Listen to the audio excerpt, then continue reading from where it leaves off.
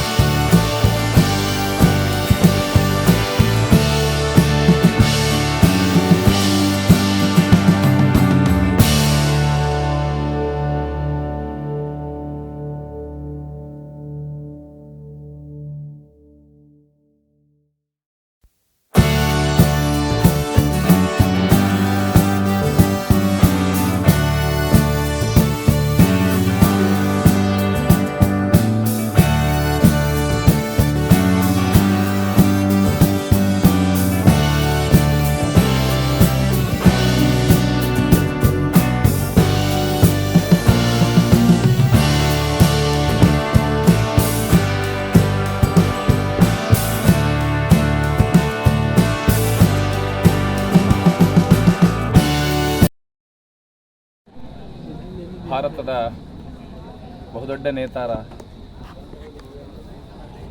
ಹಸಿರು ಕ್ರಾಂತಿಯ ಹರಿಕಾರ, ಉಪ ಪ್ರಧಾನಿಯಾಗಿ ಭಾರತದ ಬಗೆಗಿನ ಕನಸು ಕಂಡಿರ್ತಕ್ಕಂಥ ಧೀಮಂತ ನೇತಾರನ ಆಗಿರ್ತಕ್ಕಂಥ ಬಾಬು ಜಗಜೀವನ್ ರಾಮ್ರವರ 135ನೇ ಜಯಂತಿಯ ಸಂದರ್ಭದಲ್ಲಿ ನಾನು ಎಲ್ಲರಿಗೂ ಶುಭಾಶಯಗಳನ್ನು ಕೋರ್ತಾ ಇದ್ದೇನೆ. ಇವತ್ತು ಆ ಮಹನೀಯರು ನಮ್ಮ ನಾಡಿನಲ್ಲಿ, ಈ ನೆಲದಲ್ಲಿ ಹುಟ್ಟಿ ನಮಗೆಲ್ಲರಿಗೂ ಕೂಡ ಮಾರ್ಗದರ್ಶಕರಾಗಿದ್ದಾರೆ. ಅಂಥವರ ಜೀವನ ಆದರ್ಶಗಳನ್ನು ವಿದ್ಯಾರ್ಥಿಗೆ ತಲುಪಿಸುವ ನಿಟ್ಟಿನಲ್ಲಿ ದಲಿತ ಸೇನೆ ವಿದ್ಯಾರ್ಥಿಗಳಿಗೆ ಈ ಥರದ ಸ್ಪರ್ಧೆಯನ್ನು, ಜ್ಞಾನ ಮಾರ್ಗದ ಸ್ಪರ್ಧೆಯನ್ನು ಇಡುವುದರ ಮೂಲಕ ಆ ಮಹಾನ್ ವ್ಯಕ್ತಿತ್ವಗಳ ದರ್ಶನ ಮಾಡಿಸುವುದರ ಮೂಲಕ ಮಕ್ಕಳಲ್ಲಿ ಒಂದು ಹೊಸ ಅರಿವನ್ನು ಉಂಟು ಮಾಡ್ತಿದೆ. ಯಾಕಂದರೆ ಅರಿವು ಭಾಳ ಮುಖ್ಯ.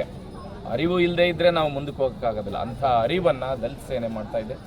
ಅಂಥ ಒಂದು ತಂಡಕ್ಕೆ ಬಹಳ ಪ್ರಮುಖವಾಗಿ ದಲಿತ ಸೇನೆ ಜಿಲ್ಲಾಧ್ಯಕ್ಷರಾಗಿರ್ತಕ್ಕಂಥ ಉಡಿಚಪ್ಪ ಮತ್ತು ಅವರ ತಂಡಕ್ಕೆ ನಾನು ಉತ್ತಮವಾಗಿರ್ತಕ್ಕಂಥ ಇದು ಬೆಳವಣಿಗೆ, ಇದನ್ನು ಮುಂದುವರಿಸಬೇಕು ಅಂತಕ್ಕಂಥ ಶುಭಾಶಯಗಳನ್ನು ಕೋರ್ತಾ, ಪರೀಕ್ಷೆ ಬರೆಯಲು, ಸ್ಪರ್ಧಾತ್ಮಕ ಪರೀಕ್ಷೆಯನ್ನು ಬರೆಯಲು ಬಂದಿರತಕ್ಕಂಥ ಎಲ್ಲ ವಿದ್ಯಾರ್ಥಿಗಳಿಗೆ ಈ ಜಯಂತಿಯ ಸಂದರ್ಭದಲ್ಲಿ ಶುಭಾಶಯಗಳನ್ನು ಕೋರ್ತಾ ಇದ್ದೇನೆ. ಈ ದಿನ ನಮ್ಮ ಸಂಸ್ಥೆಯ ಆವರಣದಲ್ಲಿ ದಲಿತ ಸೇನೆ ಸಂಘಟನೆಯವರು ಭಾಳ ವಿಶಿಷ್ಟವಾದ ಕಾರ್ಯಕ್ರಮ ಹಮ್ಮಿಕೊಳ್ಳೋದ್ರ ಮೂಲಕ ಜ್ಞಾನ ಮಾರ್ಗವನ್ನು ಆಯ್ಕೆ ಮಾಡಿಕೊಂಡಿದ್ದಾರೆ. ಸಂಘಟನೆಯಲ್ಲಿ ಇದು ಭಾಳ ಪ್ರಮುಖವಾಗಿರ್ತಕ್ಕಂಥ ಕೆಲಸ ಅಂತ ನನಗೆ ಅನಿಸ್ತದೆ. ಯಾಕಂದರೆ ವಿದ್ಯಾರ್ಥಿ ಸಮುದಾಯ ಈ ರಾಷ್ಟ್ರ ನಾಯಕರ ಜೀವನ ಚರಿತ್ರೆಯನ್ನು ಅರ್ಥ ಮಾಡ್ಕೊಳ್ಳೋದ್ರಲ್ಲಿ ಸಾಕಷ್ಟು ಫೇಲ್ ಆಗಿದ್ದಾರೆ. ಕನಿಷ್ಠ ಸ್ಪರ್ಧೆಯ ದೃಷ್ಟಿಯಿಂದಾದರೂ ಕೂಡ ಅನೇಕ ಪುಸ್ತಕಗಳನ್ನು ಹುಡುಕಿ ತಾವು ಅಭ್ಯಾಸ ಮಾಡಿಕೊಂಡು ಸ್ಪರ್ಧೆಗೆ ಬರ್ತಕ್ಕಂಥ ಒಂದು ವ್ಯವಸ್ಥೆ ಮಾಡಿದ್ದಾರೆ. ಹಾಗಾಗಿ ನಾನು ಉಡ್ಚಪ್ಪ ನಾಯಕ್ ಅವರಿಗೆ ಅವರ ತಂಡಕ್ಕೆ ನಾನು ವಿಶೇಷವಾದ ಧನ್ಯವಾದಗಳನ್ನು ಅರ್ಪಿಸ್ತೇನೆ. ದೇಶದ ಶೋಷಿತ ಜನಾಂಗಕ್ಕೆ 2 ಕಣ್ಣುಗಳಾಗಿ ನಮಗೆ ಕಂಡಿರ್ತಕ್ಕಂಥ ಬಾಬು ಜಗಜೀವನ್ ರಾಮ್ ಅವರು, ಡಾಕ್ಟರ್ ಬಾಬಾ ಸಾಹೇಬ್ ಅಂಬೇಡ್ಕರ್ ಅವರ ಜೀವನ ಮತ್ತು ಆದರ್ಶಗಳು ನಮಗೆಲ್ಲರಿಗೂ ಕೂಡ ಭಾಳ ಅವಶ್ಯಕತೆ ಇದೆ. ಹಾಗಾಗಿಬಿಟ್ಟು ಶೋಷಿತ ಸಮುದಾಯ ಈ 2 ಕಣ್ಣುಗಳನ್ನು ನಾವು ಕಾಪಾಡಿಕೊಳ್ಳೋದು ನಮ್ಮೆಲ್ಲರ ಕರ್ತವ್ಯ ಅಂತ ನಾನು ಹೇಳ್ತಾ, ಸ್ಪರ್ಧೆಗೆ ಬಂದಿರತಕ್ಕಂಥ ಎಲ್ಲ ಮಕ್ಕಳಿಗೆ ನಾನು ವಿಶೇಷ ಶುಭಾಶಯ ಕೋರ್ತೇನೆ. ಎಲ್ರಿಗೂ ಮತ್ತೊಮ್ಮೆ ಜೈ ಭೀಮ್. ಜೈ ಭೀಮ್.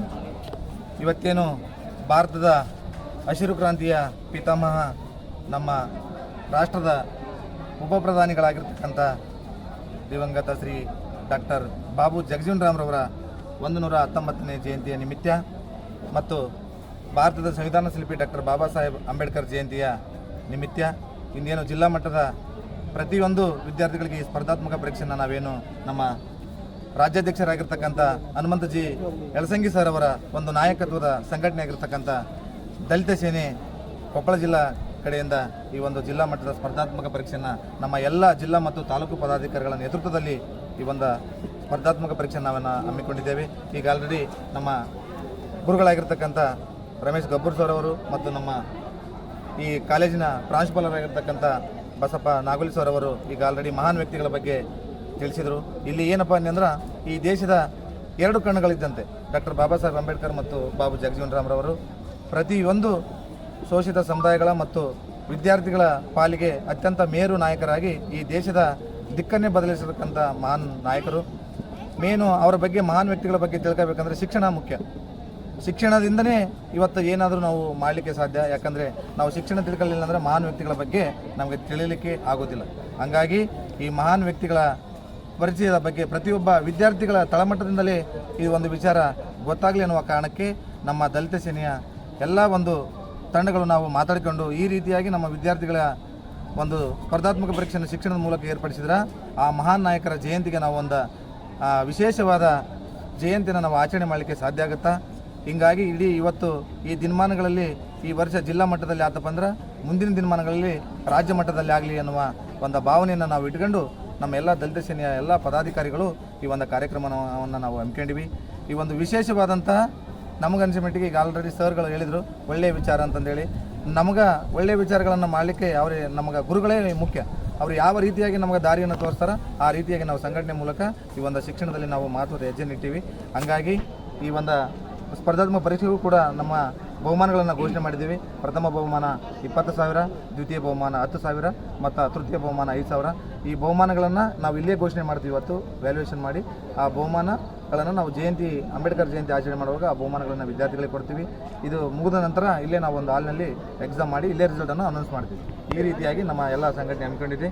ಈ ಒಂದು ಸ್ಪರ್ಧಾತ್ಮಕ ಪರೀಕ್ಷೆಗೆ ಆಗಿರ್ತಕ್ಕಂಥ ಜಿಲ್ಲಾ ಮಟ್ಟದ ಎಲ್ಲ ತಾಲೂಕಿನ ವಿದ್ಯಾರ್ಥಿಗಳಿಗೆ ಬಾಬು ಜಗಜೀವನ್ ರಾಮ್ ಜಯಂತಿಯ ಹಾರ್ದಿಕ ಶುಭಾಶಯಗಳನ್ನು ತಿಳಿಸುತ್ತಾ ಮತ್ತು ಅವರಿಗೆ ಈ ಒಂದು ಪರೀಕ್ಷೆ ಚೆನ್ನಾಗಿ ಬರಲಿ, ಅವರಿಗೆ ಆಲ್ ದ ಬೆಸ್ಟ್ ಅಂತೇಳಿ ನಾನು ಒಂದೆರಡು ಮಾತುಗಳನ್ನು 64 ದೇಶದ ಸಂವಿಧಾನ ಇರೋದೇ ನಮ್ಗೆ 1 ವರ್ಷಕ್ಕೆ 6 ಸಬ್ಜೆಕ್ಟ್ ಓದ್ಬೇಕಾದ್ರೆ ಅಂತೀವಿ. ಯಾವಾಗ ಎಕ್ಸಾಮ್ ಮುಗಿತಾವ, ಎಕ್ಸಾಮ್ ಮುಗಿದ್ ಮಾರನೇ ದಿನ ಬ್ಯಾಗ್ ಬಿಸಾಕ್ತಿವಿ ನಾವು. ಆದ್ರೆ ಅಂಬೇಡ್ಕರ್ ಅವ್ರು ಹಂಗಲ್ಲ, ಅವ್ರು ಒಂದು ದೃಢ ನಿರ್ಧಾರ ಮಾಡಿಬಿಟ್ಟಿದ್ರು, ನನ್ನ ಸಮಾಜವನ್ನ ಮೇಲೆತ್ತಬೇಕಂದ್ರೆ ಇದಕ್ಕೆ ಶಿಕ್ಷಣ ಒಂದೇ ದಾರಿ, ಅದ್ರ ಬಿಟ್ಟರೆ ಬೇರೆ ಯಾವುದೋ ದಾರಿ ಇಲ್ಲ ಅಂತ ದೃಢ ನಿರ್ಧಾರ ಮಾಡಿ ಓದಿದ್ರು. ಎಷ್ಟು ಓದಿದ್ರು ಅಂದ್ರೆ ಆ ಒಂದು ಪುಸ್ತಕಕ್ಕೆ ಕೂಡ ಬೇಸರ ಆಗಿದ್ರು ಅಂತ ಅಷ್ಟಕ್ಕೊಂದು ಓದಿದ್ರು. ಕರಡು ಸಮಿತಿ ಅಧ್ಯಕ್ಷರಾಗಿ ಯಾಕೆ ಮಾಡಿದ್ರು? ದಲಿತ ವ್ಯಕ್ತಿಯನ್ನ ಕರಡು ಸಮಿತಿ ಅಧ್ಯಕ್ಷರಾಗಿ ಮಾಡಿದ್ರು. ಯಾರೆಲ್ಲ ಶಾಲೆಯಿಂದ ಹೊರಗೆ ದುಡಿದ್ರು, ಯಾರು ಚಾಪೀಸ್ ಮುಟ್ಟಿದ್ರೆ ನಮ್ಮ ಎಲ್ಲ ಕುಟ್ಟಿ ಬಾಸ್ಗಳು ಮೈಲಿಗೆ ಆಗ್ತಾವೋ ಅದನ್ನ ನಾವು ತಿನ್ನಂಗಿಲ್ಲ ಅಂತ ಯಾವ ಮೇಲ್ಜಾತಿಯ ವಿದ್ಯಾರ್ಥಿಗಳು ಅವ್ರನ್ನ ಬಹಿಷ್ಕಾರ ಮಾಡಿದ್ರು. ಅಂತ ವ್ಯಕ್ತಿಯ ಮುಂದೊಂದು ಇಡೀ ದೇಶ ಅನುಸರಿಸುವಂತ ಒಂದು ಸಂವಿಧಾನವನ್ನ ಬರೀತಾರಂದ್ರೆ ಅದರ ತಾಕತ್ತು ಶಿಕ್ಷಣ, ಅವ್ರು ಪಡೆದುಕೊಂಡಂತ ಒಂದು ಜ್ಞಾನ. ಆ ಜ್ಞಾನಕ್ಕೆ ನಾವು ಎಲ್ಲರೂ ತಲೆ ಬಾಗಲೇಬೇಕಾಗ್ತದೆ. ಅವರಷ್ಟೇ ಅಲ್ಲ, ಬಾಬು ಜಗಜೀವನ್ ರಾಮ್ ಕೂಡ ಅಷ್ಟೇ. ಅವರು ಕೂಡ ಬಿಹಾರದಲ್ಲಿ ಜನಿಸಿದ ಒಬ್ಬ ಮಹಾನ್ ವ್ಯಕ್ತಿ. ಅವರು ಶಾಲೆಯಲ್ಲಿ ಹೋಗ್ಬೇಕಾದ್ರೆ 3 ಮಡಿಕೆಗಳನ್ನು ಇಟ್ಟಿದ್ರು. ಒಂದು ಮೇಲ್ವರ್ಗದವರಿಗೆ, ಇನ್ನೊಂದು ಮಧ್ಯಮ ವರ್ಗದವರಿಗೆ, ಇನ್ನೊಂದು ದಲಿತರಿಗೆ. ಆ 3ನೇ ಮಡಿಕೆಯ ನೀರನ್ನ ಕುಡಿಲಾರ್ದ ಸ್ಟ್ರೈಕ್ ಮಾಡಿ ಬಾಲ್ಯದಲ್ಲಿಯೇ ಇವ್ರೇನ್ ಮಾಡಿದ್ರಪ್ಪ ಅಂದ್ರೆ ಆ ಮಡಿಕೆಯನ್ನು ಹೊಡೆದ್ಲು. ನಾನು ಕೂಡ ಒಬ್ಬ ಮನುಷ್ಯ. ನೀರು, ಗಾಳಿ, ಬೆಂಕಿ ಇವುಗಳಿಗಿರ್ಲಾರ್ದ ಜಾತೀಯತೆ ಮನುಷ್ಯರಿಗೆ ಎಲ್ಲಿಂದ ಬಂತು?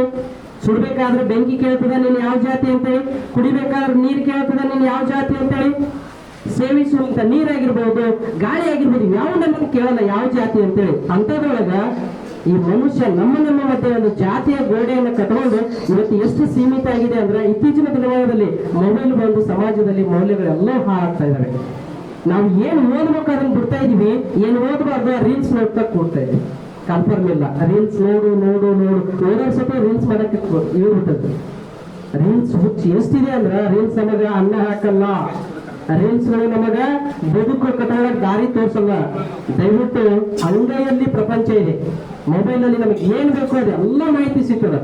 ಮೊಬೈಲ್ ನಲ್ಲಿ ಯಾವ ಜ್ಞಾನ ಪಡ್ಕೋಬೇಕು ಎಲ್ಲ ಜ್ಞಾನ ಸಿಗ್ತದ. ಅವೆಲ್ಲರೂ ನಾವೇನ್ ಮಾಡ್ಬೋದು, ಹಿಂದಿತ್ತು ಬುಕ್ ಕೊಂಡ್ಕೋಬೇಕು, ರೊಕ್ಕಿಲ್ಲ, ಅದು ಬೇಕು ಇದು ಬೇಕಿಲ್ಲ. ಹಿಂದಿನ ನೋಡ್ರಿ, ಅಂಬೇಡ್ಕರ್ ಅವರು ಓದಬೇಕಾದ್ರೆ ಈ ಕ್ಷೇತ್ರೀಯ ಮಹಾರಾಜರು 25 ರೂಪಾಯಿ ಸ್ಕಾಲರ್ಶಿಪ್ ಕೊಡ್ತಿದ್ರು. ಅಂತ ಒಂದು 25 ರೂಪಾಯಿ ಒಳಗ ತನ್ನ ರೂಮ್ ರೆಂಟ್ ಕಟ್ಕೊಂಡು, ತನ್ನ ಒಂದು ಲೈಬ್ರರಿ ಬಿಲ್ ಕಟ್ಕೊಂಡು ಓದಿ ನೋಡ್ರಿ. 2014ರಲ್ಲಿ ಅಮೆರಿಕ ವಿಶ್ವವಿದ್ಯಾಲಯ ವಿಶ್ವದ ನಂಬರ್ 1 ಪಾಂಡಿತ್ಯ ವ್ಯಕ್ತಿ ಯಾರಪ್ಪ ಅಂದ್ರೆ ಅಂಬೇಡ್ಕರ್ ಅಂತ ಘೋಷಣೆ ಮಾಡಿದೆ. ಅಮೆರಿಕದವರು ನಮ್ಮ ಭಾರತೀಯ ಜ್ಞಾನವನ್ನು ಗುರುತಿಸ್ತಾ ಇದ್ದಾರೆ ಅಂದ್ರೆ ನಾವು ಯಾವ ದೇಶಕ್ಕೂ ಕೂಡ ಕಡಿಮೆ ಇಲ್ಲ ಅಂತ ಅರ್ಥ. ಹಾಗಾಗಿ ನೋಡ್ರಿ, ಭಾರತದ ಸಂವಿಧಾನ ಪ್ರಪಂಚದಲ್ಲೇ ಅತಿ ದೊಡ್ಡ ಲಿಖಿತ ಸಂವಿಧಾನ, ಗಜಗಾತ್ರದ ಸಂವಿಧಾನ. ಹಾಗಾಗಿ ಆ ಸಂವಿಧಾನದಲ್ಲಿ ಅಂಬೇಡ್ಕರ್ ಅವರ ಪಾತ್ರ ಅತ್ಯಂತ ಹಿರಿದಾಗುತ್ತೆ. ಹಾಗಾಗಿ ಸಂವಿಧಾನ ಪುಸ್ತಕಗಳನ್ನು ಓದೋದಾಗಿರ್ಬೋದು, ಮಹಾನ್ ವ್ಯಕ್ತಿಗಳ ಜೀವನ ಚರಿತ್ರೆಗಳನ್ನು ಓದೋದಾಗಿರ್ಬೋದು, ಓದೋದ್ರ ಮೂಲಕ ನಮ್ಮ ಒಂದು ಗುರಿಯನ್ನು ಮತ್ತಷ್ಟು ದೃಢ ಮಾಡಿಕೊಳ್ಳೋಣ. ಈ ಒಂದು ಸ್ಪರ್ಧಾತ್ಮಕ ಪರೀಕ್ಷೆಯನ್ನು ನಡೆಸೋದ್ರ ಮೂಲಕ ವಿದ್ಯಾರ್ಥಿಗಳು, ನಾನಂತೂ ದುಡ್ಡಿಗಾಗಿ ಜಾಸ್ತಿ ಇಂಪಾರ್ಟೆನ್ಸ್ ಕೊಡೋದು ಸೋಲರ್ಗೆ. ಯಾರು ಏನೋ ಫೇಕ್ ಬಿಟ್ಟಿವಿ ನಾವು ಗೆಲ್ಲಿಲ್ಲ ಅಂತಿರ್ತಾರಲ್ಲ ಅಂತವ್ರಿಗೆ ಇಂಪಾರ್ಟೆನ್ಸ್ ಕೊಡ್ಬೇಕು. ಯಾಕಂದ್ರೆ ಸೇವೆ ಗೆಲುವಿನ ಮೆಟ್ಟಿವೆ. ನೀವು ಫೇಕ್ ಬಿಡ್ತಾನೆ ಅವ್ರು ಗೆದ್ದಿರ್ತಾರೆ ಅನ್ನೋದು ಹೆಮ್ಮೆ ನಿಮ್ಮಲ್ಲಿ ಇರ್ಬೇಕು. ಅದು ಬಿಟ್ಟು ನಾವು ಫೇಕ್ ಬಿಟ್ಟೆ ಅನ್ನೋ ಭಯ, ಆತಂಕ, ದುಃಖ ನಿಮ್ಮಲ್ಲಿ ಇರಬಾರ್ದು. ಗೆಲ್ಬೇಕಂತ ಬರ್ಬೇಕು, ಸೋಲ್ಬೇಕು ಅಂತ ಎರಡನ್ನೂ ಮನ್ಸಲ್ಲಿ ಗೆದ್ದು ನೀವು ಹೇಗೆ ಸ್ವೀಕಾರ ಮಾಡ್ತೀರೋ ಸೋಲನ್ನು ಕೂಡ ನೀವು ಅದೇ ರೀತಿ ಸ್ವೀಕಾರ ಮಾಡ್ಬೇಕು. ನೀವು ಸೋತದಕ್ಕೆ ಅವ್ರು ಗೆತ್ತಾರ ಅನ್ನೋದು ನಿಮ್ಮಲ್ಲಿ ಇದ್ರೆ ಸಾಕು. ಇದಕ್ಕಿಂತ ದೊಡ್ಡ ಇದು ಏನಿಲ್ಲ. ಈ ಒಂದು ಪರೀಕ್ಷೆಯಲ್ಲಿ ಭಾಗವಹಿಸಿರ್ತಕ್ಕಂಥ ಎಲ್ಲರಿಗೂ,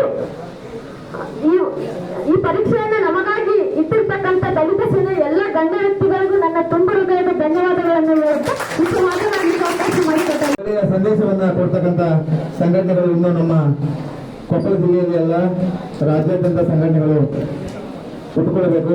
ಇವತ್ತು ನಾವು ಈ ಜಯಂತಿಯ ನಿಮಿತ್ತ ನಾವೊಂದು ಏಳುಗಳಾಗಲೇ ನಾವು ಒಳ್ಳೆಯ ಸಂದೇಶವನ್ನು ಇಟ್ಟುಕೊಂಡು ನಾವು ವಿದ್ಯಾರ್ಥಿಗಳಿಗೆ ಈ ಮಹಾನ್ ವ್ಯಕ್ತಿಗಳ ಒಂದು ಜಯಂತಿಯ ಸ್ಮರಣಾರ್ಥವಾಗಿ ಏನಾದರೂ ಒಂದು ಸಮಾಜಕ್ಕೆ ಸಂದೇಶನ ಕೊಡೋಣ ಅಂತ ಹೇಳಿ ಡಿಸೈಡ್ ಮಾಡಿದಾಗ ನಮಗೆ ದಿನಾಂಕಗಳು ಕರೆಕ್ಟಾಗಿ ಸರಿಯಾಗಿ ಸಿಕ್ಕು. ಯಾಕಂದ್ರೆ ಹಸಿರು ಕ್ರಾಂತಿ ಪಿತಾಮಹ ಉಪಪ್ರಧಾನಿಗಳಾಗಿರ್ತಕ್ಕಂಥ ಡಾಕ್ಟರ್ ಬಾಬು ಜಗಜೀವನ್ ಅವರ ಜಯಂತಿ ಏಪ್ರಿಲ್ 5ನೇ ತಾರೀಕು ಅದು ಸಂಡೇ ಬಂತು. ಡಾಕ್ಟರ್ ಬಾಬಾ ಸಾಹೇಬ್ ಅಂಬೇಡ್ಕರ್ ಅವರ ಜಯಂತಿ ಏಪ್ರಿಲ್ 14.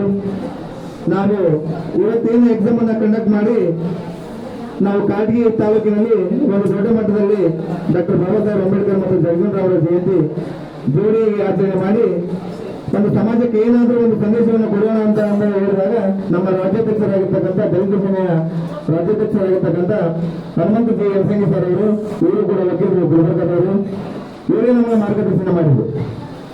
ಈಗ ಸಂಘಟನೆಗಳು ನಾವು ಏನಪ್ಪ ಪ್ರತಿ ವರ್ಷ ನಾವು ದೊಡ್ಡ ಮಟ್ಟದಾಗಿ ನಾವು ಫೋಟೋ ಫ್ರೇಮ್ ಮೂಲಕ ಪುಷ್ಪಾರ್ಚನೆ ಮೂಲಕ ನಾವು ಭಾಷಣ ಮಾಡೋದಲ್ಲ.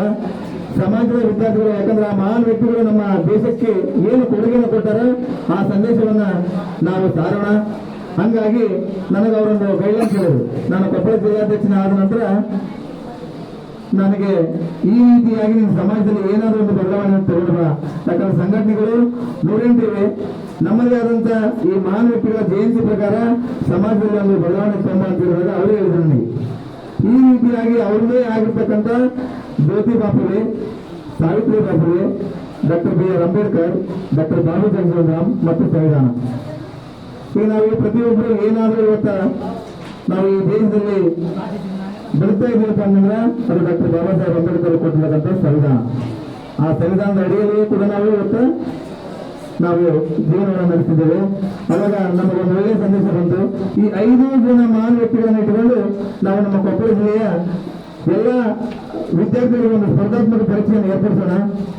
ಅವರು ಕೂಡ ಮುಂದಿನ ದಿನಮಾನಗಳಲ್ಲಿ ಸ್ಪರ್ಧಾತ್ಮಕ ಪರೀಕ್ಷೆಗಳಲ್ಲಿ ಅವರಿಗೆ ಉಪಯೋಗ ಆಗುತ್ತೆ ಅನ್ನೋ ಹೊತ್ತಾಗ ನಾವು ಈ 5 ಜನ ಸಬ್ಜೆಕ್ಟ್ ಅನ್ನು ನಾವು ಇಟ್ಕೊಂಡು ನಿಮಗೆ ಮೊದಲನೇದಾಗಿ ಹೇಳ್ಬೇಕಪ್ಪ ಅಂತಂದ್ರೆ ಜ್ಯೋತಿ ಬಾಪುಲೆ ಅವರು 19ನೇ ಶತಮಾನದಲ್ಲಿ 1827ರಲ್ಲಿ ನಮ್ಮ ಜ್ಯೋತಿ ಬಾಪುಲೆ ಅವರು ಫಸ್ಟ್ ಆಗಿನ ನಮ್ಮ ದೇಶದಲ್ಲಿ ಇರ್ತಕ್ಕಂಥ ಹೆಣ್ಣು ಮಕ್ಕಳಿಗೆ ಯಾವುದೇ ರೀತಿಯ ಸ್ವಾತಂತ್ರ್ಯ ಇರ್ತಿರಲಿಲ್ಲ.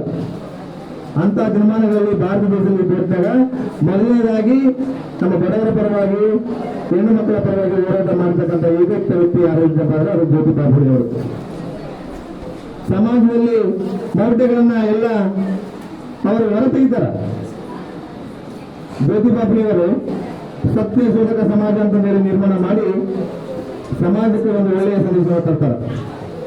ಅವರು ಆದ ಕೂಡಲೇ ಅವರ ಪತ್ನಿಯಾಗಿರ್ತಕ್ಕಂಥ ಸಾವಿತ್ರಿಬಾಯಿ ಬಾಪುಲೆ ಅವರು 1831ರಲ್ಲಿ ಜನಿಸ್ತಾರ.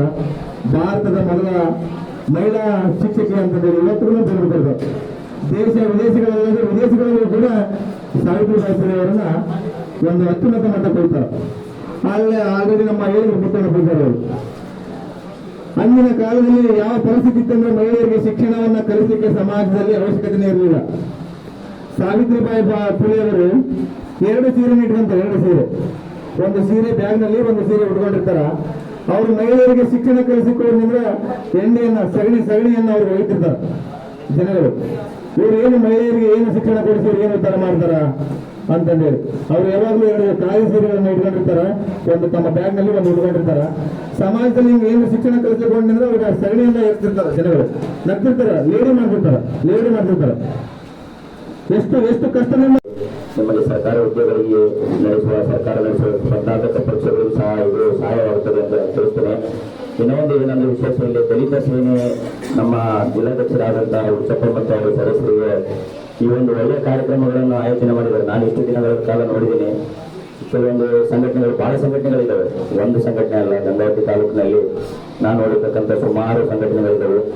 ಯಾವ ಸಂಘಟನೆಗೂ ಸಹ ಇಂಥ ಒಂದು ಒಳ್ಳೆಯ ಸ್ಪರ್ಧಾತ್ಮಕ ಪರೀಕ್ಷೆ ಒಳ್ಳೆ ವಿದ್ಯಾರ್ಥಿಗಳ ಭವಿಷ್ಯಕ್ಕೆ ಮುಂದಿನ ಅವ್ರಿಗೆ ಏನಾದರೂ ಒಳ್ಳೆಯದಾಗುತ್ತೆ, ಅವರು ಫ್ಯೂಚರ್ ಒಳ್ಳೆಯದಾಗುತ್ತೆ ಅಂತ ಯಾರು ಯೋಚನೆ ಮಾಡಿಲ್ಲ. ಕೆಲವೊಂದು ಸಂಘಟನೆಗಳ ಬಗ್ಗೆ ಹೇಳ್ಕೋಬಾರದು, ಆ ಥರ ಸಂಘಟನೆಗಳಿದ್ದಾವೆ, ನಾವು ಕಣ್ಣಾರೆ ನೋಡಿದ್ದೀವಿ.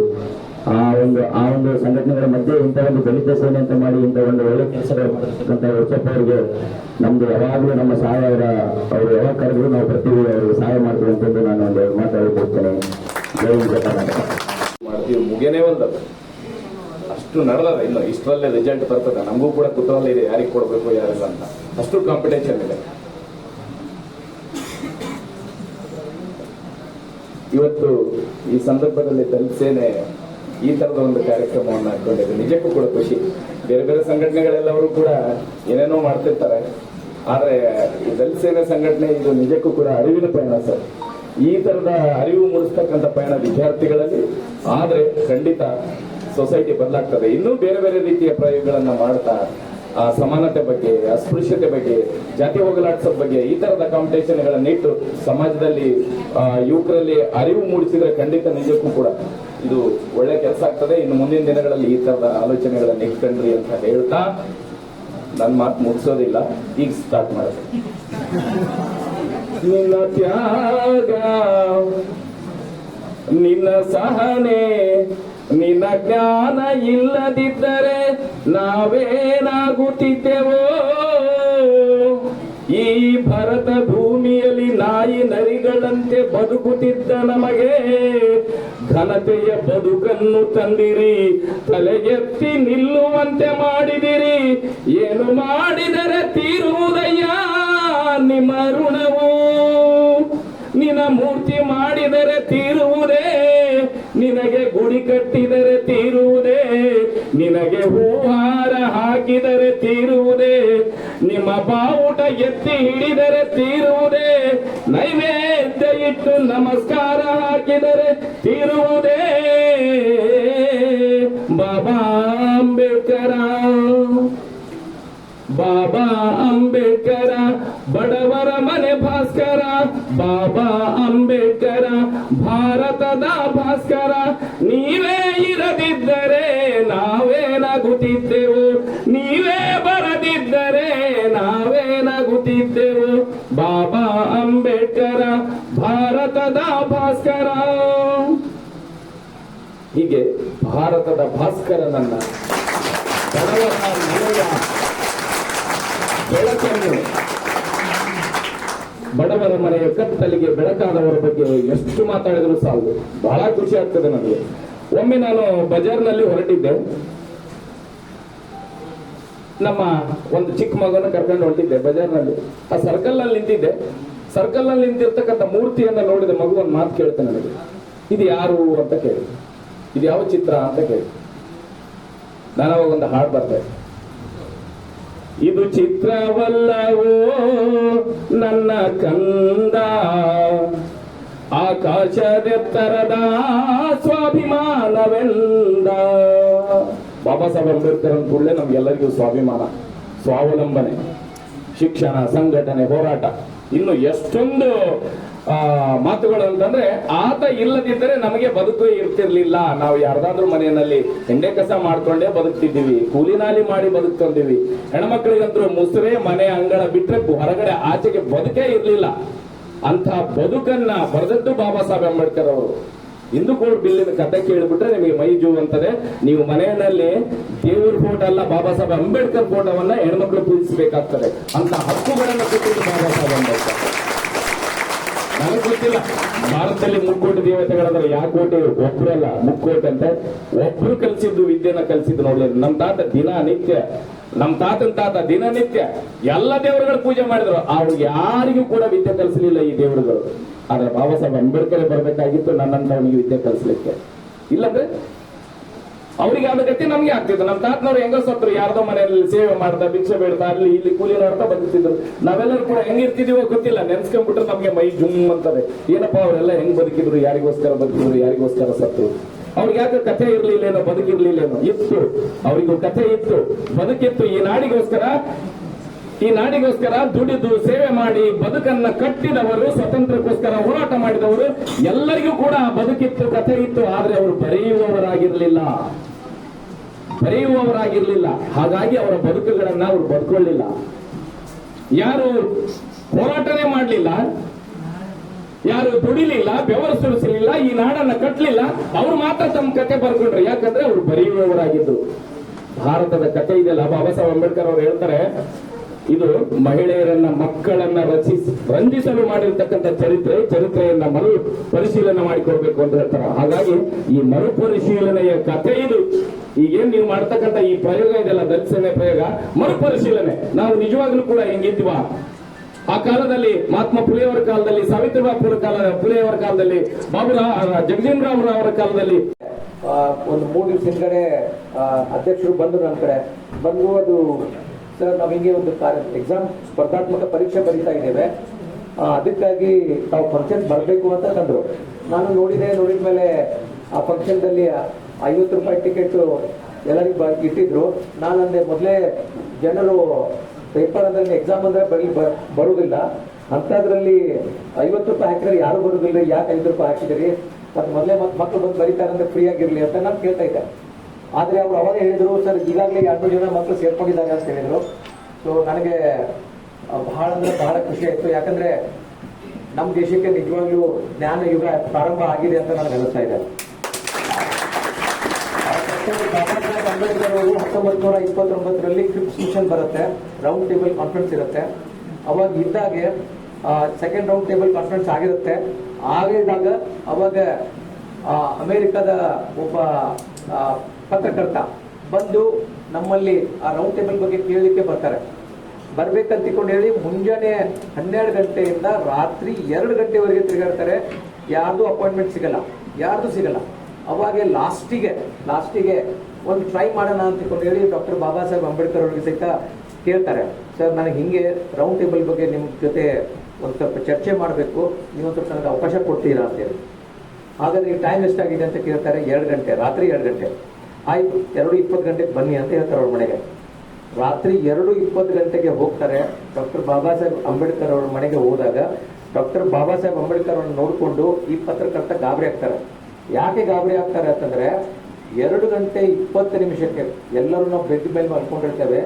ಆ ಟೈಮ್ದಲ್ಲಿ ಡಾಕ್ಟರ್ ಬಾಬಾ ಸಾಹೇಬ್ ಅಂಬೇಡ್ಕರ್ ಅವರು ಸೂಟು ಹಾಕೊಂಡು, ಕೋಟ್ ಹಾಕೊಂಡು, ಟೈ ಹಾಕೊಂಡು ಫುಲ್ ಸ್ಮಾರ್ಟ್ ಆಗಿ ನಿಂತ್ಕೊಂಡಿರ್ತಾರೆ. ನಿಂತ್ಕೊಂಡು ಗಾಬರಿ ಆಗ್ತಾರೆ, ಸರ್ ಮಲ್ಕೊಂಡಿದ್ರೇನೋ ಗೊತ್ತಿಲ್ಲ, ಮಲ್ಕೊಂಡವರು ನೀವು ಎಲ್ಲ ಸೂಟ್ ಹಾಕೊಂಡು ನಮ್ಮ ಇದಕ್ಕೆ ನೀವು ಬಂದಿದ್ದೀರಲ್ಲ, ನಿಮ್ದು ಏನು ಉತ್ಸಾಹ ಅಂತ ಕೇಳ್ತಾರೆ. ಅವಾಗ ಬಾಬಾ ಸಾಹೇಬ್ ಅಂಬೇಡ್ಕರ್ ಅವರು ಒಂದು ಮಾತು ಹೇಳ್ತಾರೆ, ನನ್ನ ದೇಶ ಹೀಗೆ ಗುಲಾಮ್ ಇಲ್ಲದವರ ಮಾತುಗಳನ್ನ ಕೇಳಿ ಮಲ್ಕೊಂಡ್ಬಿಟ್ಟಿದೆ. ಎಲ್ಲರೂ ನಮ್ಮ ದೇಶವನ್ನು ಹೀಗೆ ಮಾತಾಡಿ ಮಲಗಿಸ್ಬಿಟ್ಟಿದ್ದಾರೆ. ಆದರೆ ನನ್ನ ದೇಶವನ್ನು ಎಬ್ಬಿಸ್ಲಿಕ್ಕೆ ಅವಶ್ಯಕ ನಾನೊಬ್ಬ ಜ್ಯೋತಿಯಾಗಿ ಬೆಳಗಿ ನಮ್ಮ ದೇಶ ಹೀಗಿದೆ ಅಂತ ತೋರಿಸ್ಲಿಕ್ಕೆ ನಾವು ರಾತ್ರಿ 2:30 ಬಂದರೂ ಅಷ್ಟೇ, ಬೆಳಿಗ್ಗೆ 4 ಗಂಟೆಗೆ ಬಂದರೂ ಅಷ್ಟೇ, ನಮ್ಮ ದೇಶ ಹೀಗೆ ಇರುತ್ತೆ ಅಂತ ಹೇಳಿ ಬಾಬಾ ಸಾಹೇಬ್ ಅಂಬೇಡ್ಕರ್ ಹೇಳ್ತಾರೆ.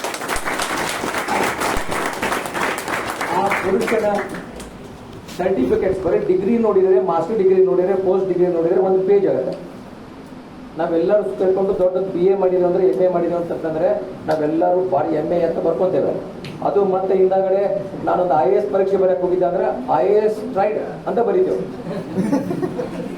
ಅವ್ರದ್ದು 1 ಪೇಜ್ ಆಗತ್ತೆ. ಪೋಸ್ಟ್ ಡಾಕ್ಟರೇಟ್ 15 ಮಾಡಿದ್ದಾರೆ ಅವರು, 15 ಪೋಸ್ಟ್ ಡಾಕ್ಟರೇಟ್. ಸೊ ಇಷ್ಟು ಮಾಡಿದಂಥ ಒಂದು ಮೇಧಾವಿ ಬಗ್ಗೆ ಅವರು ಯಾವಾಗಲೂ ಹೇಳ್ತಾ ಇದ್ರು, ನಮ್ಮ ದೇಶ ಯಾವುದೇ ಒಂದು ಜನಾಂಗ ಆಗಲಿ, ಒಂದು ಮನೆ ಆಗಲಿ, ಫಸ್ಟಿಗೆ ಎಲ್ಲರಿಗೆ ನಮ್ಗೆ ಬೇಕಾಗಿದ್ದು ಉಟ್ಕೊಳ್ಳಿಕ್ಕೆ ಬಟ್ಟೆ, ನಂತರ ಊಟ, ಆಮೇಲೆ ಎಲ್ಲವೂ ಸಿಕ್ಕ ಮೇಲೆ ಎಲ್ಲರೂ ಸಮಾನರಾಗ್ತೇವೆ. ಸಮಾನರು ಆದ್ಮೇಲೆ ದೇಶ ಅಥವಾ ಜಗತ್ತು ಏನೇ ನಡಿಬೇಕಾಗಿತ್ತು ಅಂತಂದ್ರೆ ಅದು ಜ್ಞಾನ. ಯಾವಾಗ ಜನರಿಗೆ ಜ್ಞಾನ ಬರಕ್ಕೆ ಸ್ಟಾರ್ಟ್ ಆಗ್ತದೆ ಅವಾಗೇ ನಮ್ಗೆ ಯಾರು ಹಿಡಿಲಿಕ್ಕೆ ಸಾಧ್ಯನೇ ಇಲ್ಲ. ಈಗ ಜ್ಞಾನದ ಯುಗ. ಯಾರ್ಯಾರು ಜ್ಞಾನವನ್ನ ಅಳವಡಿಸ್ಕೋತಾರೋ, ಯಾರು ಅರಿವು ಮಾಡ್ಕೊಂಡಾಗೆ ಆ ಮನುಷ್ಯನನ್ನೇ ಹಿಡ್ಲಿಕ್ಕೆ ಸಾಧ್ಯನೇ ಇಲ್ಲ ಅಂತ ಒಂದು ಮುನ್ನಡೆಯನ್ನ ಬರೀಲಿಕ್ಕೆ ಈ ದಲಿತ ಸಂಘಟನೆಯವರು ಮಾಡಿದ್ದಾರೆ. ತುಂಬಾ ಬಹಳ ನನಗೆ ಖುಷಿ ಆಯ್ತು. ತಾವೆಲ್ಲರೂ ಸೇರ್ಕೊಂಡು, ನನಗೆ ಗೊತ್ತಿಲ್ಲ ನೀವು 20,000 ರೂಪಾಯಿ ಫಸ್ಟ್ ಪ್ರೈಸ್ ತೊಗೊಳಕ್ ಬಂದಿದ್ದೀರೋ ಅಥವಾ ಬಂದು ನಿಮ್ಮ ಜ್ಞಾನವನ್ನ ತೋರಿಸ್ಲಿಕ್ಕೆ ಬಂದಿದ್ದೀರೋ ನನಗೆ ಗೊತ್ತಿಲ್ಲ. ಆದ್ರೆ ನೀವೆಲ್ಲರೂ ಸಂಡೇ ಸಹಿತ ಬಂದು ಇಲ್ಲಿ ಪರೀಕ್ಷೆಯನ್ನ ಬರೆದು ಆ 5 ಮೇಧಾವಿಗಳ ಬಗ್ಗೆ ನೀವೆಲ್ಲರೂ ಓದ್ಕೊಂಡು ಬಂದಿರ್ತೀರಿ. ಸೊ ಓದ್ಕೊಂಡು ತಿಳ್ಕೊಂಡಿರ್ತೀರಾ. ಸೊ ಆ ಮೇಧಾವಿಗಳ ಬಗ್ಗೆ ನಾ ಹೇಳೋದೇನು ದೊಡ್ಡದೇನಲ್ಲ. ಅದಕ್ಕಾಗಿ ನೀವೆಲ್ಲರೂ ತಿಳ್ಕೊಂಡಿದ್ದೀರಾ, ಇನ್ನೂ ತಿಳ್ಕೋಬೇಕು. ಜ್ಞಾನದ ಯುಗ, ಕಾಂಪಿಟೇಟಿವ್ ವರ್ಲ್ಡ್, ಕಾಂಪಿಟೇಷನ್ದಲ್ಲಿ ಯಾವನು ಮುಂದೆ ಹೋಗ್ತಾನೆ ಅವನಿಗೆ ಬೆಲೆ ಇದೆ. ಯಾರು ಹಿಂದೆ ಉಳಿತಾರೆ ಅವ್ರು ಹಿಂದೆ ಉಳಿತಾರೆ. ತಮ್ಗೆಲ್ಲ ಗೊತ್ತಿರ್ಬೋದು, 1900 ಫಸ್ಟ್ ಲೂನಾರ್ ಮಿಷನ್ ಫಸ್ಟ್ ಮೂಡಿಗೆ ಹೋಗಿದ್ದು ಯಾರು ಗೊತ್ತಲ್ಲ? ಯಾರು ಹೋದ್ರು?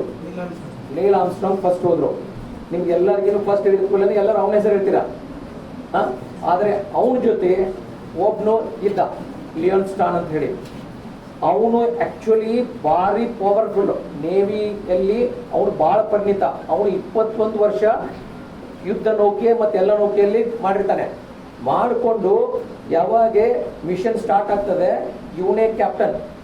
ಇವನೇ ಕ್ಯಾಪ್ಟನ್ ಆಗಿ ಯಾವಾಗ ಅದು ಮಿಷನ್ ಸ್ಟಾರ್ಟ್ ಆಗ್ತದ ಮ್ಯಾಲೆ ಹೋಗ್ತದ, ಹೋದ್ಮೇಲೆ ಚಂದ್ರನ ಮೇಲೆ ನಿಂತ್ಕೋತದ, ನಿಂತ್ಕೊಂಡ ಮೇಲೆ ತಳಗಡೆಯಿಂದ ಲೂನಾರಿಂದನ ಆದೇಶ ಬರುತ್ತೆ. ಏನು ಅಂತ ಫಸ್ಟ್ ಯಾರಿಗೆ ಕೊಡ್ತಾರೆ? ಲಿಯೋನ್ ಸ್ಟೋನ್ ಗೆಟ್ ಡೌನ್ ಅಂತ ಹೇಳ್ತಾರೆ, ಹೋಗು ಚಂದ್ರನ ಮೇಲೆ ಕಾಲಿಡು ಅಂತ ಹೇಳ್ತಾನೆ. ಅವಾಗ ಲಿಯೋನ್ ಸ್ಟೋನ್ ತಳಗಡೆ ಬರ್ತಾನೆ, ಇಳ್ಕೊಂಡು ನೋಡ್ತಾನೆ, ಅಯ್ಯೋ ನಾನು ಏನಾದರೂ ಚಂದ್ರನ ಮೇಲೆ ಕಾಲಿಟ್ರೆ ಒಳಗಡೆ ಹೋಗ್ತೀನೋ, ಹಾರಿ ಹೋಗ್ತೀನೋ, ಅಥವಾ ನಾನು ಜಗತ್ತಿನಲ್ಲಿ ಕಾಣ್ತೀನೋ ಇಲ್ಲೋ ಅಂತ ಹೆದರ್ಕೊಂಡು ಅಳಿಗಾಡ ಸ್ಟಾರ್ಟ್ ಮಾಡ್ತಾನೆ. ಅವಾಗೆ ನೆಕ್ಸ್ಟ್ ಹೇಳಿದ್ದೆ ನೀಲ್ ಆರ್ಮ್ಸ್ಟ್ರಾಂಗ್. ಇವನು ಇದೆಲ್ಲ ನೋಡಿಕೊಂಡು ಆರ್ಮ್ಸ್ಟ್ರಾಂಗ್ ನೆಲದ ಮೇಲೆ ಕಾಲಿಡು ಅಂತ ಹೇಳ್ತಾನೆ. ಅವಾಗ ಅವನು ಏನು ವಿಚಾರ ಮಾಡಿದಾನೆ, ಕಾಲಿಡ್ತಾನೆ. ಇಡೀ ಜಗತ್ತಿಗೆ ನೀಲ್ ಆರ್ಮ್ಸ್ಟ್ರಾಂಗ್ ಗೊತ್ತಿದ್ದಾನೆ. ಜಗತ್ತಿಗೆ ನಿಮಗೆ ಅವಕಾಶ ಸಿಗುವುದು ಒಂದೇ ಬಾರಿ. ಸಿಕ್ಕದನ್ನು ಸರಿಯಾಗಿ ಉಪಯೋಗ ಮಾಡ್ಕೊಂಡಿರ್ತಂದ್ರೆ ನೀವು ಜಗತ್ತಿಗೆ ಮತ್ತು ಲೋಕಕ್ಕೆ ಎಲ್ಲರಿಗೂ ಗೊತ್ತಾಗ್ತೀರಿ. ಈಗ ಅವರು ಡಾಕ್ಟರ್ ಬಾಬಾ ಸಾಹೇಬ್ ಅಂಬೇಡ್ಕರ್ ಅವ್ರ ಬಗ್ಗೆ ಅವರು ಮನಸ್ಪೂರ್ವಕವಾಗಿ ಹೇಳ್ತಾ ಇದ್ರು. ಹಾಗೆ ಒಬ್ಬ ವ್ಯಕ್ತಿ ಆದ್ರು ಅಂತಂದ್ರೆ ನಾವೆಲ್ಲರೂ ನೆನೆಸ್ತೇವೆ. ಹಾಗೆ ನಿಮ್ಮ ಕಡೆನೂ ಇದೆ, ನೆನೆಸ್ಬೇಕಾಗಿತ್ತು ಅಂತಂದ್ರೆ ನೀವು ಸಹಿತ ಆ ರೀತಿಯ ಒಂದು ಛಲವನ್ನ ಹಠವನ್ನ ಇಟ್ಕೊಂಡು ಜ್ಞಾನವನ್ನು ಉಪಯೋಗ ಮಾಡಿಕೊಂಡು ಮಾಡಿದ್ರೆ ನೀವು ಸಹಿತ ಡಾಕ್ಟರ್ ಬಾಬಾ ಸಾಹೇಬ್ ಅಂಬೇಡ್ಕರ್ ಅವ್ರ ಹಾಗೆ, ವಿವೇಕಾನಂದರವ್ರ ಹಾಗೆ, ಮತ್ತೆ ದೊಡ್ಡವರು ಯಾರೇ ಆಗಲಿ ನೀಲ್ ಆರ್ಮ್ಸ್ಟ್ರಾಂಗ್ ನಂಗೆ ನಾವೆಲ್ಲರೂ ಆಗ್ತೀವಿ. ಅದೆಲ್ಲ ಜ್ಞಾನ ಛಲ ನಿಮ್ಮ ಕಡೆ ಇದೆ. ದಯವಿಟ್ಟು ಅದನ್ನು ಉಪಯೋಗ ಮಾಡಿಕೊಂಡು ಎಲ್ಲರೂ ಅತಿ ಉತ್ತಂಗಕ್ಕೆ ಬೆಳೆಯುವಂಥ ಸ್ಥಾನಮಾನವನ್ನು ತಾವು ಮಾಡಬೇಕು ಅಂತ ಹೇಳಿ ಈ ಮೂಲಕ ಹೇಳಿ, ತಾವೆಲ್ಲರೂ ಬಹಳ ಶ್ರಮ ಪಟ್ಟು ಇಲ್ಲಿ ಬಂದಿದ್ದೀರಾ. ಪ್ರೈಸ್ ಮೂರೇ ಕೊಡ್ತಾರೆ. ಫಸ್ಟ್ ನಡೆಸಿದರು. ಮೊದಲನೇದಾಗಿ ಬಾಪೂಜಿ ಜಯಂತಿಯ ಶುಭಾಶಯಗಳನ್ನು ತಮ್ಮೆಲ್ಲರಿಗೆ ಕೊಡ್ತಾ ಇದ್ದೀನಿ. ಪ್ರೀತಿಯ ವಿದ್ಯಾರ್ಥಿ ಮಿತ್ರರೇ, ನಿಮ್ಮೆಲ್ಲ ಸಂಖ್ಯೆ ನೋಡ್ತಾ ಇದ್ರೆ ನನಗೆ ತುಂಬಾ ಖುಷಿ ಆಗ್ತದೆ, ಮತ್ತೊಂದು ಕಡೆ ದುಃಖನೂ ಆಗ್ತದೆ. ಯಾಕೆ ದುಃಖ ಆಗ್ತದೆ ಅಂದ್ರೆ, ಸ್ಪರ್ಧೆಗೆ ತಾವು ಯಾಕೆ ಇಷ್ಟೊತ್ತು ಇದ್ದೀರಿ ಅನ್ನೋದರ ಹಿಂದೆ ನೀವೆಲ್ಲರೂ ಕೂಡ ಹೆಚ್ಚು ಕಡಿಮೆ ಸ್ಪರ್ಧಾತ್ಮಕ ಪರೀಕ್ಷೆಗಳಿಗೆ ನಿರಂತರವಾಗಿ ಪ್ರಿಪೇರ್ ಆಗ್ತಾ ಇದ್ದೀರಿ ಅಂತ ಅರ್ಥ. ಆಗ್ತಾ ಇದ್ದೀರಿ ಅನ್ನೋದಾದ್ರೆ ಉದ್ಯೋಗಕ್ಕಾಗಿ ನೀವು ತುಂಬಾ ಕಾತರರಾಗಿದ್ದೀರಿ ಅಂತಾನೂ ಅರ್ಥ. ಇದರ ಅರ್ಥ ತುಂಬಾ ದಿನಗಳಿಂದ ನಿಮ್ಗೆ ಉದ್ಯೋಗ ಸಿಕ್ಕಿಲ್ಲ ಅಂತಾನೂ ಅರ್ಥ. ಅದಕ್ಕೋಸ್ಕರ ಅದನ್ನ ನೆನೆಸ್ಕೊಂಡಾಗ ಒಂದ್ ಕಡೆ ಇಲ್ಲೋ ಒಂದ್ ಕಡೆ ಬೇಜಾರಾಗುತ್ತೆ. ಮತ್ತೆ ಇನ್ನೊಂದ್ ಕಡೆ ಸಂತೋಷ ಏನಂದ್ರೆ, ನಾನು ಕೂಡ ಒಂದ್ ಚಾನ್ಸ್ ನೋಡೋಣ, ಬಹುಮಾನ ಚೆನ್ನಾಗಿದೆ ಅನ್ನೋ ಕಾರಣಕ್ಕೆ ಯಂಗ್ಸ್ಟರ್ಸ್ ತುಂಬಾ ಇತ್ತೀಚಿನ ಯುವತಿಯರು ಮುಂದೆ ಬಂದಿರಲ್ಲ, you are the inspiration for this competition. ಈಗ ಪ್ರೈಸ್ ಏನ್ ಕೊಡ್ತಾರೆ, ಎಷ್ಟು ಕೊಡ್ತಾರೆ ಅದು ಮುಖ್ಯ ಅಲ್ಲ. ಇದರಿಂದ ಯಾವತ್ತಿಗೂ ಒಬ್ಬ ಕವಿ ಹೇಳ್ತಾನೆ, ಆಲ್ವೇಸ್ ನೀವೆಲ್ಲ ರೀಡರ್ಸ್ ಆಗಿರೋದ್ರಿಂದ ನಾನು ವಸ್ತುನಿಷ್ಠವಾಗಿ ನೇರವಾಗಿ ಮಾತಾಡ್ತೀನಿ. ಪ್ರೈಸ್ ಏನ್ ತುಂಬಾ ಇಲ್ಲ, 3 ಪ್ರೈಸ್ ಇದೆ, 2 ಸಮಾಧಾನಕರ ಪ್ರೈಸ್, 5 ಪಟ್ಟಿಯಲ್ಲಿದೆ, ಹೆಸರು ಹೇಳ್ತೀನಿ, ನನಗೇನು ದೊಡ್ಡದಲ್ಲ ಅದು. ಜೊತೆಗೆ ಈಗ ಸೇರಿದ್ದೀರಿ ಅನ್ನೋ ಕಾರಣಕ್ಕೆ ನಿಮ್ಗೆ 1-2 ಅಂಶಗಳು ನಿಮ್ಗೆ ಕಾಂಪಿಟೇಟಿವ್ ಎಕ್ಸಾಮ್ಗೆ ಯೂಸ್ ಆಗೋ ರೀತಿಯಲ್ಲಿ 1-2 ಅಂಶಗಳ ಹೇಳಿ ನಾನು ಲಿಸ್ಟ್ ಅನೌನ್ಸ್ ಮಾಡ್ತೀನಿ. ಒಬ್ಬ ಕವಿ ಹೇಳ್ತಾನೆ, ರೀಡ್ ಬಿಟ್ವೀನ್ ದಿ ಲೈನ್ಸ್ ಅಂತ. ರೀಡ್ ಬಿಟ್ವೀನ್ ದಿ ಲೈನ್ಸ್ ಅಂದ್ರೆ ಸಾಲುಗಳಿರ್ತವೆ, ಸಾಲುಗಳನ್ನ ಓದಿದ್ರೆ ಎಲ್ಲರಿಗೂ ಅರ್ಥ ಆಗುತ್ತೆ. ಕೆಲವರಿಗೆ ಸಾಲುಗಳನ್ನ ಓದಿದ್ರು ಅರ್ಥ ಆಗಲ್ಲ. ಆದ್ರೆ ಬರೆದಿರುವಂತ ಸಾಲುಗಳ ಮಧ್ಯೆ ಏನಿದೆ ಅಂತ ಅರ್ಥ ಮಾಡ್ಕೊಂಡ್ರೆ ಅವನಿಗೆ ವಿಷಯ ಅರ್ಥ ಆಗುತ್ತೆ ಅಂತ ಅರ್ಥ. ಸಾಲುಗಳ ಮಧ್ಯೆ ಇರ್ತದೆ. ಈಗ ಫಾರ್ ಎಕ್ಸಾಂಪಲ್, ನಾನು ಮುಂಜಾನೆ ಬೇಗ ಬರಬೇಕಾಗಿತ್ತು, ಸ್ವಲ್ಪ ತಡವಾಗಿ ಬಂದೆ. ಇವು 2 ವಾಕ್ಯಗಳು. ಇದ್ರ ಮಧ್ಯೆ ಯಾಕೆ ತಡವಾಗಿ ಬಂದೆ ಅಂತ ವಿಷಯ ಇರ್ತದೆ. ಅದನ್ನ ಗ್ರಾಸ್ ಮಾಡ್ತಕ್ಕಂಥ ಶಕ್ತಿ ನಿಮ್ಗೆ ಇರಬೇಕು. In the same way competitive ಎಕ್ಸಾಮ್ಗಾಗಿ ಇಷ್ಟೆಲ್ಲ ಆತೋರ್ತಾ ಇದ್ದೀರಿ ಅಂದ್ರೆ ಇದರ ಅರ್ಥ ರಿಕ್ರೂಟ್ಮೆಂಟ್ ರೇಷಿಯೋ ಕಡಿಮೆ ಆಗ್ತಾ ಇದೆ. ಅದನ್ನ ಹೆಚ್ಚಿಸ್ಕೊಳ್ಳಕ್ಕೆ ನಾವೇನ್ ಮಾಡಬೇಕು, ಪ್ರತಿಭೆ ಆಧಾರದ ಮೇಲೆ ಉದ್ಯೋಗಗಳನ್ನ ಕೊಡೋದಾದ್ರೆ ಪ್ರತಿಭೆ ಅಂದ್ರೆ ಏನು ಅಂತ ಈ ಕಾಲಘಟ್ಟಕ್ಕೆ ಅನುಕೂಲವಾಗುವಂತ ರೀತಿಯಲ್ಲಿ ಪುನರ್ ವ್ಯಾಖ್ಯಾನ ಮಾಡಬೇಕಾಗುತ್ತೆ. ನಂಬರ್ 1. ನಂಬರ್ 2, ಸ್ಪರ್ಧಾತ್ಮಕ ಪರೀಕ್ಷೆಗಳು ಎಲ್ಲರಿಗೆ ಪ್ರಿಪೇರ್ ಆಗ್ತಕ್ಕಂಥ ವಿದ್ಯಾರ್ಥಿಗಳು ನೇರವಾಗಿ ಸರ್ಕಾರಿ ನೌಕರಿಗೆ ಮಾತ್ರ ಸ್ಪರ್ಧಾತ್ಮಕ ಪರೀಕ್ಷೆಗೆ ಪ್ರಿಪೇರ್ ಆಗ್ತಾರೆ. ಪ್ರೈವೇಟ್ ನಲ್ಲೂ ಕೂಡ ಕಾಂಪಿಟೇಷನ್ ಇದೆ, ಅಲ್ಲೂ ಕೂಡ ಎಕ್ಸಾಮ್ಸ್ ಇದೆ, ಅಲ್ಲೂ ಕೂಡ ಉದ್ಯೋಗಗಳಿದ್ದಾವೆ. ಅದು ಕೂಡ ನಾವು ಟಾರ್ಗೆಟ್ ಮಾಡಬೇಕು ಅನ್ನೋ ಮನೋಸ್ಥಿತಿ ನಿಮ್ಮೊಳಗೆ ಬರಬೇಕು. ಅಂದಾಗೆ ಮಾತ್ರ ನಿಮ್ ನಾಲೆಜ್ ಅನ್ನ ಮಲ್ಟಿಪಲ್ ಆಂಗಲ್ ನಲ್ಲಿ ಯೂಸ್ ಮಾಡಕ್ಕೆ ಸಾಧ್ಯ. ಆಮೇಲೆ ನಿಮ್ಗೆ ಇತ್ತೀಚೆಗೆ ಗೊತ್ತಿರ್ಬೋದು, ಯಾವುದೋ ಒಬ್ಬ ವ್ಯಕ್ತಿ ಒಂದು 10 ಎಕ್ಸಾಮ್ ನಲ್ಲಿ 10 ನೌಕರಿ ಬಂದಿರ್ತವೆ, ಒಬ್ಬರಿಗೆ, ಇನ್ನೊಬ್ಬರಿಗೆ 1 ಕೂಡ ಬಂದಿರಲ್ಲ. ಕೆಲವರಿಗೆ 10 ಬಂದಿರ್ತವೆ, ಕೆಲವರಿಗೆ 1 ಬಂದಿರಲ್ಲ. 10 ಯಾಕೆ ಬಂದಿರ್ತವೆ? ಯಾರು ಹೇಳ್ತೀರಿ? ಒಂದು ಬಂದಿರಲ್ಲ, ಅದ್ರ ಬಗ್ಗೆ ಯೋಚನೆ ಬೇಡ, ಅವ್ನು ಮತ್ತೆ ಬರ್ತಾನೆ, ನೆಕ್ಸ್ಟ್ ಹೋಗ್ತಾನೆ.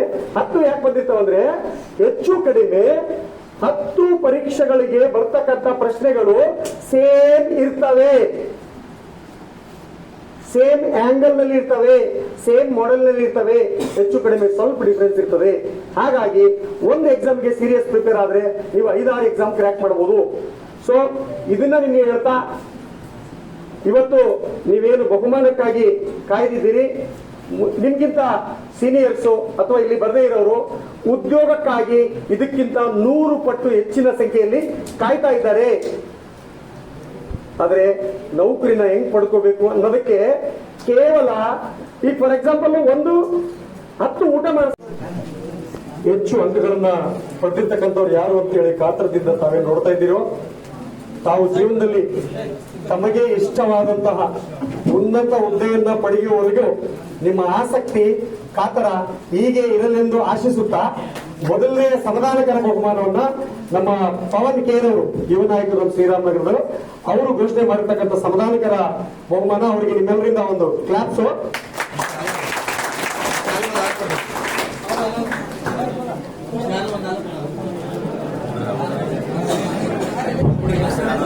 ಮರಿಯಪ್ಪ ಎಚ್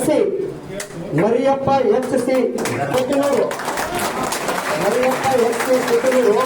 ಇವರಿಗೆ ಸಮಾಧಾನಕರ ಬಹುಮಾನ, 3ನೇ ಸ್ಥಾನದ ಬಹುಮಾನವನ್ನು ಕೊಡಬೇಕು. ಇದರ ಮುತ್ತಣ್ಣ ಪೂಜಾರ್ ಅಂತ ಕುಸ್ತಿಗಿ, ಮುತ್ತಣ್ಣ ಪೂಜಾರ್ ಕುಸ್ತಿಗಿ, ಇವರು 3ನೇ ಬಹುಮಾನಕ್ಕೆ ಅರ್ಹರಾಗಿದ್ದಾರೆ.